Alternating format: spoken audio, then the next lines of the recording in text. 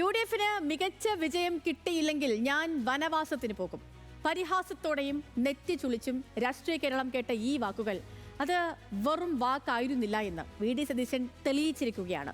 തകർന്നു തരിപ്പണമായ ഒരു മുന്നണിയെ പോരാട്ട വീര്യം കൊണ്ട് ഉയർത്തിപ്പിടിച്ചിരിക്കുകയാണ്. കേരളത്തിന്റെ ഭരണസിംഹാസനത്തിലേക്ക് നയിച്ചിരിക്കുകയാണ് സതീശൻ.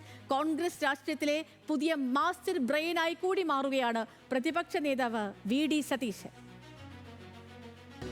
2001 കനത്ത പരാജയത്തിനു ശേഷം തളർന്നുപോയ UDFനെ കൈപിടിച്ചുയർത്തുക എന്നത് സതീശന് മുന്നിലെ വലിയ വെല്ലുവിളിയായിരുന്നു. എന്നാൽ പഴയ ശൈലികൾ ഉപേക്ഷിച്ച് കടുത്ത നിലപാടുകളും കൃത്യമായ പ്ലാനിങ്ങും നടപ്പിലാക്കി.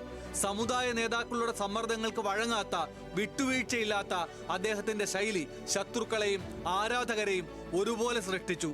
മുൻപ് പിണറായി വിജയൻ നിശ്ചയിക്കുന്ന അജണ്ടകൾക്കു പിന്നാലെ പോയിരുന്ന പ്രതിപക്ഷത്തെ സതീശൻ മാറ്റിമറിച്ചു. സതീശന്റെ ആരോപണങ്ങൾക്കും ചോദ്യങ്ങൾക്കും മുഖ്യമന്ത്രിക്ക് മറുപടി പറയേണ്ടി വരുന്ന അവസ്ഥ അദ്ദേഹം സൃഷ്ടിച്ചു. തൃക്കാക്കര, പുതുപ്പള്ളി, പാലക്കാട്, ഒടുവിൽ നിലമ്പൂർ, സതീശൻ നയിച്ച ഓരോ പോരാട്ടവും വിജയക്കൊടി പാറിച്ചു. 4 ജില്ലകളിൽ സമ്പൂർണ്ണ വിജയം നേടുമെന്ന് പ്രതിപക്ഷ നേതാവ് VD സതീശൻ പറഞ്ഞപ്പോൾ കോൺഗ്രസുകാർ പോലും നെറ്റിചുളിച്ചു. UDFന് മികച്ച വിജയം കിട്ടിയില്ലെങ്കിൽ താൻ വനവാസത്തിന് പോകുമെന്ന് പറഞ്ഞപ്പോൾ പ്രതിപക്ഷം കളിയാക്കി. ഇപ്പോഴിതാ വെറും വാക്കുകളല്ല താൻ പറഞ്ഞതെന്ന് തെളിയിക്കുകയാണ് VD സതീശൻ. 2006 മുതൽ 2011 VS അച്യുതാനന്ദൻ സർക്കാരിന്റെ കാലത്ത് പ്രതിപക്ഷ ആക്രമണ നിരയുടെ മുനയായി നിന്നാണ് സതീശൻ ഒന്നാം നിര നേതാക്കളുടെ പട്ടികയിലേക്ക് ഉയർന്നത്. 2010 സാന്റിയാഗോ മാർട്ടിനെതിരെയും അന്നത്തെ ധനമന്ത്രി തോമസ് ഐസക്കിനെതിരെയും നടത്തിയ പോരാട്ടം സതീശനെ മുൻനിര നേതാവാക്കി. ഭരണപക്ഷത്തിരുന്നപ്പോഴും പരിസ്ഥിതിക്കും ധാർമ്മികതയ്ക്കും വേണ്ടി സ്വന്തം സർക്കാരിനെ പോലും തിരുത്തി ഹരിത MLA-മാരുടെ കൂട്ടായ്മയ്ക്ക് നേതൃത്വം നൽകി.